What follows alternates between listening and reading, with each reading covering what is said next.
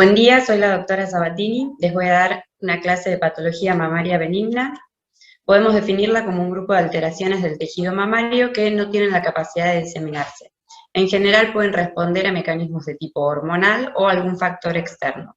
Se manifiestan con diferentes signos o síntomas como dolor mamario, nódulos, aumento de la turgencia, secreción por pezón, inflamación o infección. Y en algunos casos pueden aumentar el riesgo de patología mamaria maligna. ¿Cómo las podemos clasificar o dividir? En anomalías del desarrollo, mastopatías cíclicas o no cíclicas, tumores mamarios benignos, derrame por el pezón, infecciones y patología inflamatoria o lesiones proliferativas. Dentro de las anomalías del desarrollo encontramos, por ejemplo, la politelia, son pápulas de 2 a 3 milímetros a lo largo de la línea embrionaria. La polimastia son mamas supernumerarias que suelen aparecer en axilas y suelen ser bilaterales y responden a estímulo hormonal. La atelia es la ausencia total del pezón, la mastia es la ausencia total de la mama, que suele ser unilateral, y por otro lado tenemos el síndrome de Poland, que es la ausencia unilateral del músculo pectoral mayor y menor, asociado a la ausencia de la glándula mamaria y o el pezón, que puede estar o no. Ahora vamos a ver unas imágenes. En este caso, la politelia, que se puede ver que tiene más de un pezón. La polimastia, que es la glándula supernumeraria, que dijimos que suele ser bilateral. La atelia y la amastia, que son la ausencia unilateral del pezón o la ausencia unilateral de la glándula mamaria, como se puede ver en las imágenes. Y el síndrome de Poland ya sería como un caso más grave, donde también faltan los músculos, el pectoral mayor, el pectoral menor, la glándula mamaria, y el pezón puede estar o no estar. En estos casos está presente. Bueno, otro de los grupos es las mastopatías. ¿Cómo las podemos dividir en cíclicas y no cíclicas? Y entre ellas tienen algunas diferencias. Las cíclicas son privativas de la mujer en edad fértil. Son bilaterales y sufren variaciones en relación al ciclo menstrual, o sea, sufren variaciones en relación a las hormonas. En cambio, las cíclicas se dan en mujeres de cualquier edad, suelen ser unilaterales y no sufren modificaciones durante el ciclo menstrual. Las cíclicas son difusas, las no cíclicas focales, y las cíclicas responden al tratamiento hormonal, en cambio las no cíclicas no responden. En cuanto a las mastopatías cíclicas, ¿qué tratamiento les podemos dar? Lo más importante es tranquilizar a la paciente y persuadirla, o sea, explicarle sobre estas patologías y tranquilizarla con que no es nada grave de lo que se tenga que preocupar. ¿Cómo lo podemos manejar? Con AINES, ¿sí? Algunos días antes de menstruar. Eso es lo más efectivo. Después también se puede dar alguna crema, por ejemplo, con vitamina A y E, gestágenos, pero todos son estudios no concluyentes. Bueno, uno de los más conocidos dentro de las mastopatías cíclicas es el fibroadenoma. Es el tumor más frecuente de la mama, aparece sobre todo en la segunda y tercera década de la vida. Se presenta como una masa esférica lobulada que se diferencia del tejido mamario circundante y es móvil. En el 10 al 20% de los casos suelen ser múltiples y bilaterales. La consistencia es duroelástica y al aspecto microscópico presentan tejido conectivo estromal y estructuras epiteliales, o sea, dos tipos de tejidos. Es una lesión estrógeno dependiente, que quiere decir que va a sufrir cambios en relación a las hormonas, o sea, en relación al embarazo, a la lactancia, van a responder también a los anticonceptivos, a las terapias de reemplazo hormonal y al ciclo menstrual. O sea, cuando haya más estrógenos, estas lesiones van a tender a aumentar de tamaño. Y cuando haya menos estrógenos, por ejemplo en la menopausia, estas lesiones van a tender a disminuir su tamaño y desaparecer. Hay raros casos de carcinoma en su interior, la mayoría suelen ser in situ, y bueno, esto mismo de que la transformación maligna es posible, pero muy rara. Hay que hacer diagnóstico diferencial con quistes, con un tumor filodes, que también es otro muy importante, con bloques de adenosis, lipomas, sarcomas o carcinomas. En la ecografía, ¿cómo los podemos ver? De forma ovalada o elíptica, con tamaño variable, bordes lisos, hipoecoicos y ecos internos homogéneos. O sea, todas son características de benignidad. Y puede tener complicaciones. Por ejemplo, el infarto en fases de crecimiento muy rápido, o sea, cuando hay mucha hormona, por ejemplo, en el embarazo y en la lactancia. Al tener un rápido crecimiento, puede ser que en su interior haya áreas de hemorragia y de necrosis, y esto puede causar dolor y endurecimiento. Y en la mamografía no es el estudio ideal para ver los fibroadenomas, además que se dan en pacientes jóvenes, dijimos, y las mamografías se hacen luego de los 40 años. Entonces, en la mamografía puede haber dificultad por la densidad del tejido. Como son pacientes jóvenes, tienen mamas muy densas y eso hace que en la mamografía no se puedan ver bien. Pueden presentarse como redondeados u ovoides, homogéneos y de límites netos. Pueden presentar un halo claro de seguridad o de Gros, se denomina, y pueden presentar también calcificaciones groseras denominadas popcorn. Acá se ven estas calcificaciones. Este es el fibroadenoma juvenil, que se caracteriza por tener un rápido crecimiento. Hay que hacer diagnóstico diferencial también con el tumor filodes, y obviamente en este caso es quirúrgico. Bueno, el tratamiento. ¿Cuándo vamos a hacer tratamiento expectante?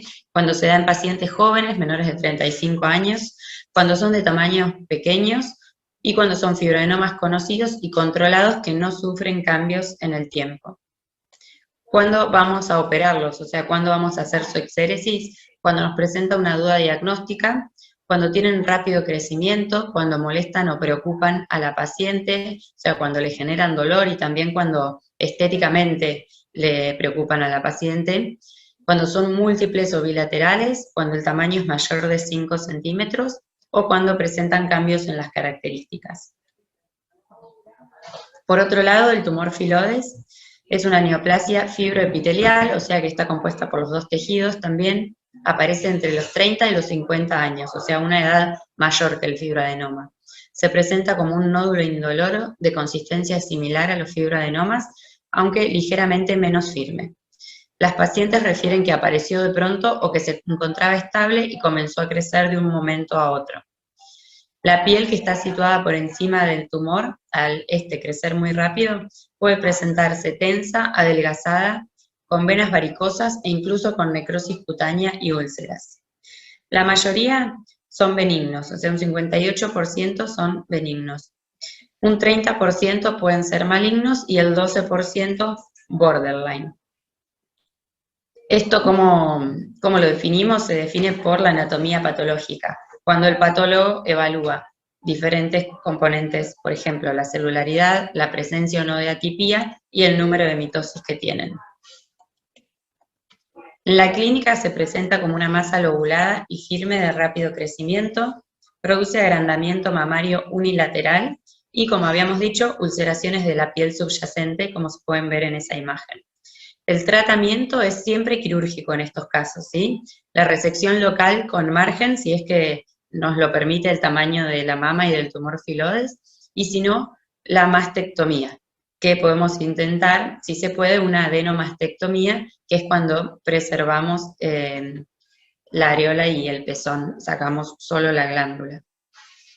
En esta imagen es un tumor filodes presente en una mujer de 52 años. Acá se ve cómo se vería en una mamografía, en las dos proyecciones. Por otro lado tenemos los quistes,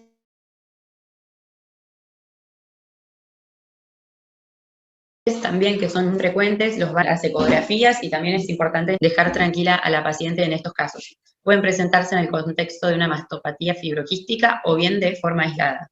Se originan de la unidad terminal ducto lobulillar y se presentan en mujeres de 35 a 50 años. Son raros antes de los 20 y excepcionales en la menopausia. Las características son de forma esférica, pueden medir hasta 4 centímetros, es raro que sean de mayor tamaño. La consistencia es duro-elástica, la superficie lisa, los bordes netos, se mueven con la glándula y pueden presentar dolor, pero es muy raro, solamente si sufren alguna complicación, como en el caso de las infecciones. Todas estas características son de benignidad. Los vamos a dividir ecográficamente según sus características, y en base a esas características se les va a asignar un BI-RADS. En la ecografía, un quiste simple se va a ver como una imagen redondeada u oval, anecoica de bordes lisos y definidos, con refuerzo acústico posterior, sombra acústica lateral, como se puede ver en las imágenes, y delgados tabiques. Un quiste complicado ya se le asigna un BI-RADS 3. Es aquel que no cumple con los criterios estrictos del quiste simple. Incluye contenido ecogénico, que pueden presentarse como ecos finos o gruesos, puede estar asociado o no a inflamación o fibrosis, y se puede realizar una punción para determinar su contenido, en el caso que lo necesitemos, pero bueno, no siempre está recomendado.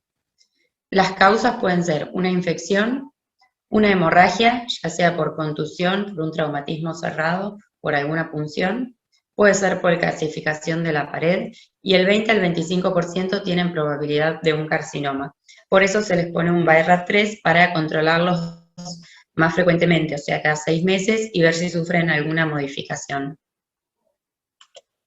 El quiste complejo ya es un BI-RADS 4, es la presencia de un componente sólido dentro del quiste. Puede ser causado por un tumor intraquístico, por necrosis tumoral o tumores de muy baja ecogenicidad, como un medular o un linfoma.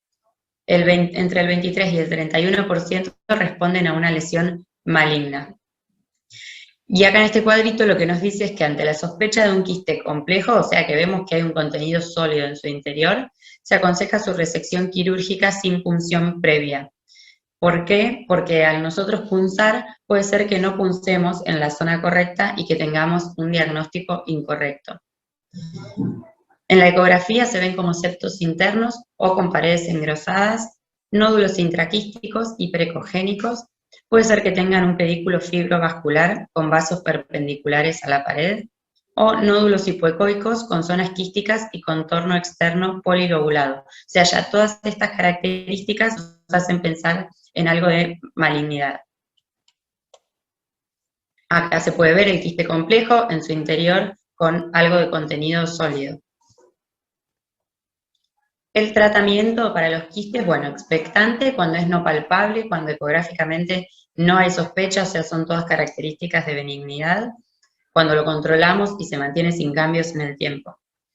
Punción aspiración es el tratamiento de elección en los quistes clínicos. Por ejemplo, quistes que aumentan de tamaño o que le están produciendo dolor a la paciente. Entonces, en ese caso, punzamos y aspiramos el contenido para que disminuya su tamaño y le calme los síntomas a la paciente.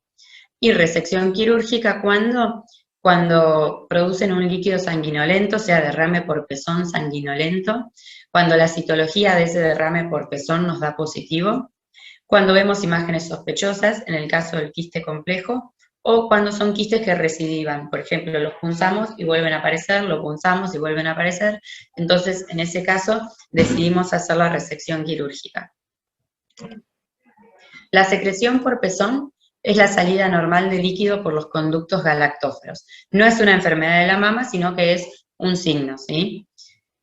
Vamos a interrogar a la paciente, vamos a hacer la anamnesis, a ver si toma, por ejemplo, alguna medicación, el examen mamario, los estudios ecográficos o mamográficos, según corresponda, según la edad, y muy importante, citología del derrame. ¿Esto qué es? Se toma una muestra como si fuese un PAP del líquido que sale con el vidrio que se manda a anatomía patológica para analizar. Tiene valor, o sea, nos hace pensar en algo más maligno, si es hemático, si es unilateral y uniporo. En cambio, cuando es fisiológico suele ser blanco, amarillento y sale por múltiples poros y puede ser bilateral. El inflamatorio va a tender más a ser de un color verdoso, espeso, cremoso. Cuando es galactorrea va a ser un derrame bilateral de leche en la mujer, que no está asociado a embarazo o lactancia, puede ser por diferentes causas como aumento de prolactina. El hemático habitualmente es uniporo y unilateral. Entonces, en estos casos, siempre hay que descartar un carcinoma. Acá se ven algunas imágenes. En el de la izquierda es un líquido seroso y el de la derecha es líquido hemático. ¿Cómo lo manejamos? Si es un quiste que nos sugiere que está infectado, tratamiento antibiótico y control evolutivo. Si es galactorrea hay que estudiar las causas, por ejemplo, un hiperprolactinoma. Si es seroso se controla, y si es hemático siempre citología, ¿sí? O sea, el PAP para descartar un tumor o mayor patología, como sería un tumor papilar o un carcinoma ductal in situ. Y tratamiento quirúrgico, se hace la resección de los conductos o una biopsia de la lesión subyacente. Por otro lado, tenemos los procesos infecciosos e inflamatorios. Son una respuesta local de las estructuras mamarias frente a la agresión, motivado por causas microbianas, físicas o químicas. Entonces, dentro de este grupo tenemos las mastitis agudas o las mastitis crónicas. La mastitis aguda se presenta con calor, rubor, dolor, eritema, fiebre. Es una reacción exudativa de edema e infiltración leucocitaria. Por lo general son de etiología infecciosa y se pueden complicar con un absceso. Estas mastitis agudas son muy frecuentes en las pacientes que están dando de amamantar, pero también se pueden dar en pacientes que no están amamantando, ¿sí? La mastitis aguda puerperal es esta que les comentaba, se da por gérmenes gram positivos, sobre todo el estafilococo aureus de la piel o la faringe del lactante. En la puerta de ingreso suele ser una grieta en el pezón, y las vías de infección son canalicular, linfática y hemática. Por otro lado tenemos las mastitis agudas no puerperales, que son fuera del periodo de lactancia, y las vías de infección son la hemática, la diseminación de abscesos, sobreinfección de lesiones previas, traumatismos cerrados y hematomas. En cuanto a la mastitis aguda, bueno, hay que hacer el diagnóstico. ¿Cómo lo hacemos? Clínicamente, por los signos que nombramos antes y los síntomas como tumor, dolor, rubor, la fiebre. Y también podemos pedir una ecografía para ver dónde está localizado exactamente, el tamaño, etc. Hay que hacer diagnóstico diferencial con un carcinoma inflamatorio. No extender el tratamiento antibiótico si la paciente no responde. Le podemos dar 1 o 2 antibióticos. Ahora, si ya rotamos 4 antibióticos, la mastitis continúa o la supuesta mastitis continúa, ya tenemos que pensar en que puede haber otra patología y ahí descartar un carcinoma inflamatorio o otra lesión. Entonces, en esos casos deberíamos hacer una biopsia. El tratamiento va a ser con medidas higiénico-dietéticas, resolución con tratamiento antibiótico, pueden dar clindamicina, cefalexina, TMS, ampicillin, cualquiera de estos antibióticos, ¿sí? Siempre consultando a la paciente que no sea alérgica. Y como complicación se puede formar un absceso subcutáneo, subareolar, intraglandular o retromamario. O sea, un absceso en cualquier sector de la mama. Cuando pasa mucho tiempo que esta mastitis continúa creciendo, no responde a ningún tratamiento, se complica formando un absceso. Y el tratamiento de ese absceso siempre es quirúrgico, o sea, hay que drenarlo. No va a solucionar solo con antibióticos, sí o sí hay que llevar a la paciente a quirófano y drenarlo. Y las mastitis crónicas hay diferentes tipos. La mastitis crónica periductal, la mastitis a células plasmáticas, las lactoforitis crónicas, muy frecuentes de ver.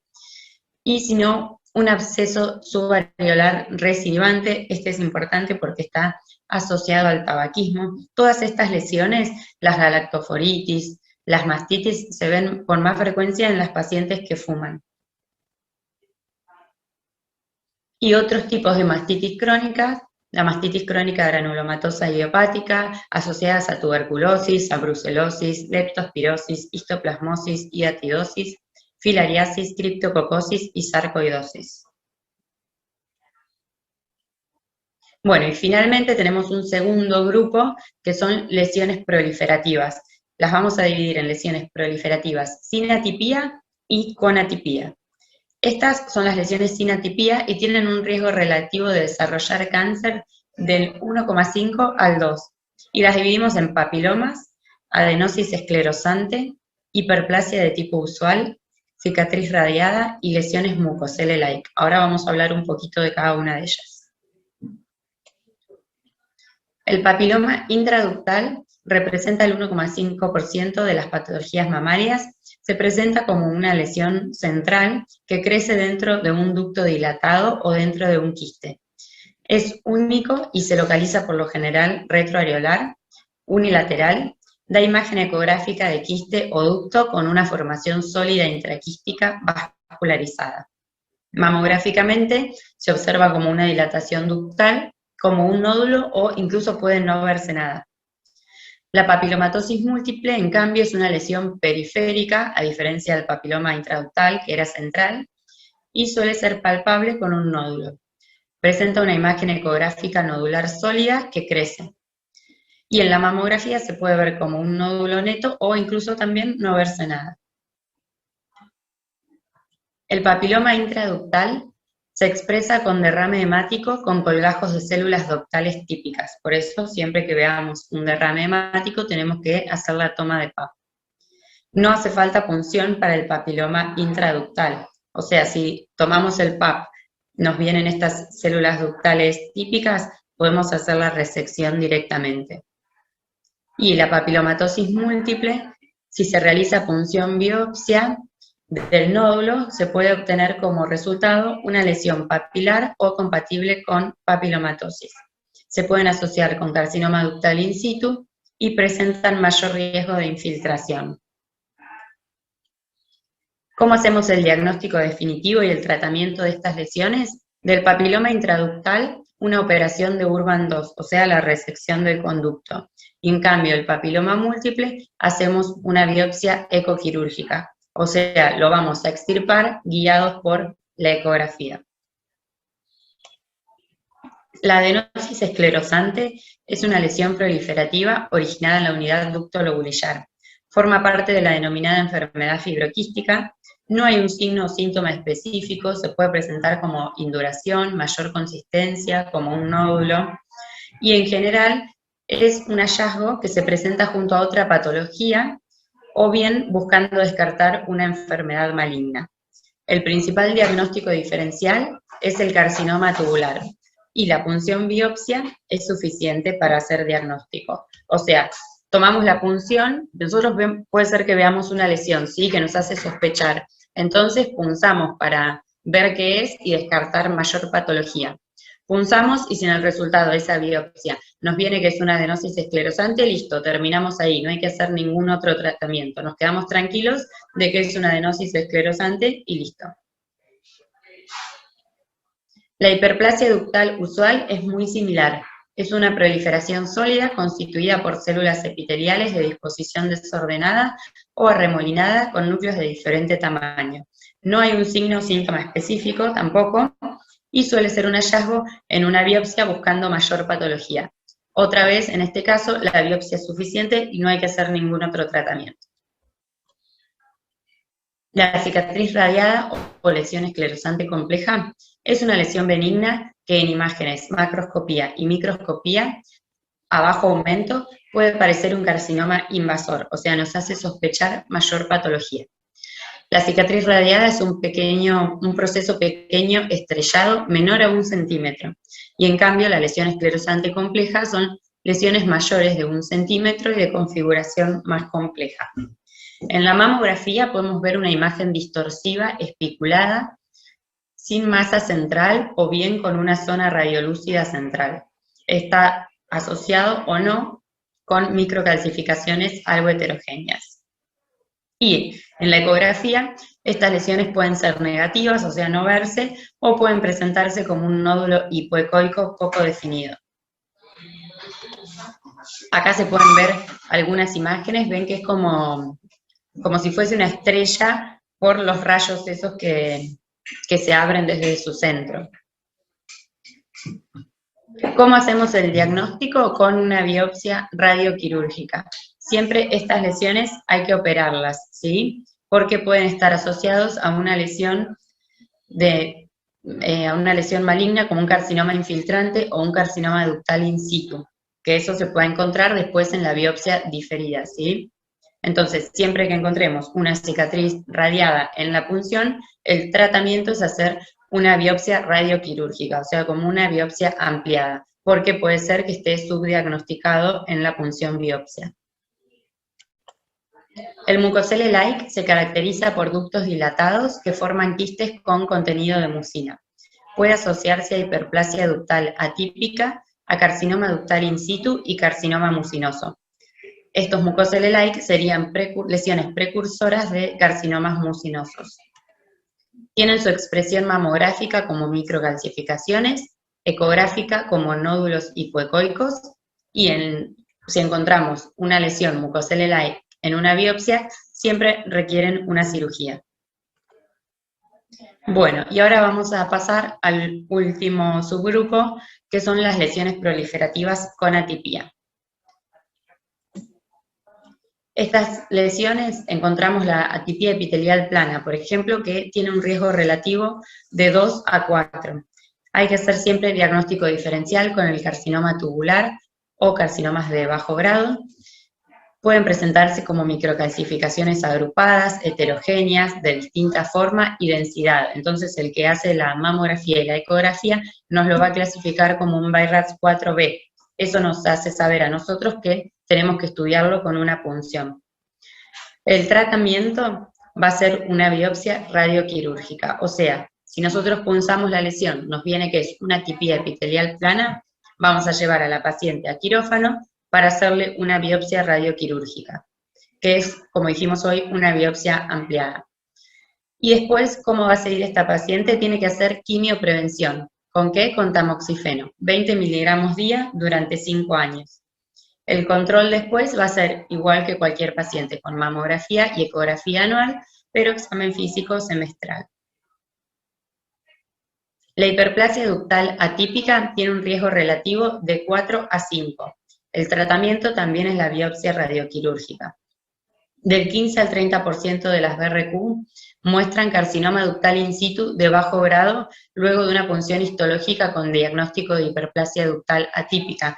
Entonces, ¿qué quiere decir? Que muchas veces en estos casos está subdiagnosticada y debajo de esa hiperplasia ductal atípica se encuentra un carcinoma ductal in situ. Estas pacientes también tienen que hacer quimioprevención con tamoxifeno, también 20 miligramos día durante 5 años, y el control es el mismo, mamo y eco anual con examen físico semestral. Es un marcador, la hiperplasia que vimos anterior era la ductal, esta es la lobulillar atípica, el riesgo relativo es el mismo, de 4 a 5, y es un marcador de riesgo de carcinoma lobulillar in situ. Esta lesión sí se sabe que está asociada a carcinoma lobulillar in situ. No quiere decir que todas las hiperplasias lobulillares atípicas vayan a terminar en un carcinoma, pero nos tiene que llamar la atención, ¿sí? Es un marcador de riesgo. Por biopsia requiere una BRQ, igual que las anteriores, si lo encontramos en una punción hay que hacerle una BRQ. También hacen quimioprevención y el control es el mismo. Bueno, y eso fue lo último. Después en otras clases van a ver carcinoma ductal in situ, carcinoma lobulillar in situ, etc.